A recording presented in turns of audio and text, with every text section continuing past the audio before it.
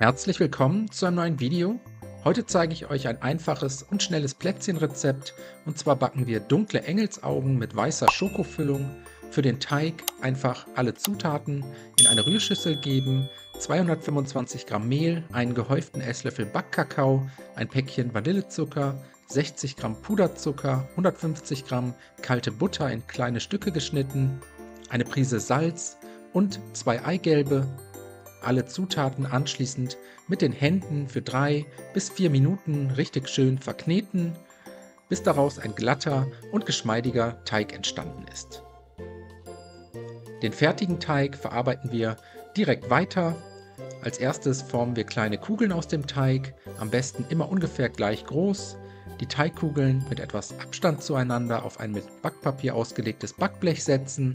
Aus der Teigmasse solltet ihr am Schluss ca. 30 bis 35 Plätzchen erhalten, und wenn das erledigt ist, in jedes Plätzchen eine kleine Mulde drücken. Das könnt ihr mit einem Kochlöffel, Messerrücken oder auch mit euren Fingern erledigen. Und danach kommen die Plätzchen in den vorgeheizten Backofen für ca. 12 bis 15 Minuten bei 160 Grad Umluft oder 180 Grad Ober- und Unterhitze. Die fertigen Schokoplätzchen danach aus dem Ofen holen, jetzt kurz auf dem Blech abkühlen lassen. Währenddessen kümmern wir uns um die Füllung. Ich habe mich heute ganz einfach für weiße Schokolade entschieden. 100 Gramm weiße Schokolade zunächst in kleine Stücke brechen, dann über einem Wasserbad in der Mikrowelle oder auf dem Herd bei niedrigster Stufe zum Schmelzen bringen. Alternativ könnt ihr die Kekse aber auch mit Marmelade oder beispielsweise Nougat füllen. Die geschmolzene Schokolade fülle ich mir jetzt in eine kleine Quetschflasche, so lässt sie sich sauber portionieren, und dann jedes Plätzchen mit der weißen Schokolade füllen.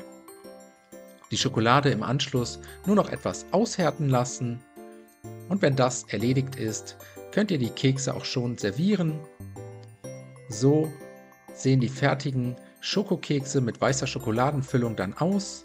Ich wünsche euch schon mal einen guten Appetit. Ich hoffe, euch hat das Video gefallen. Viel Spaß beim Nachbacken. Bis zum nächsten Mal.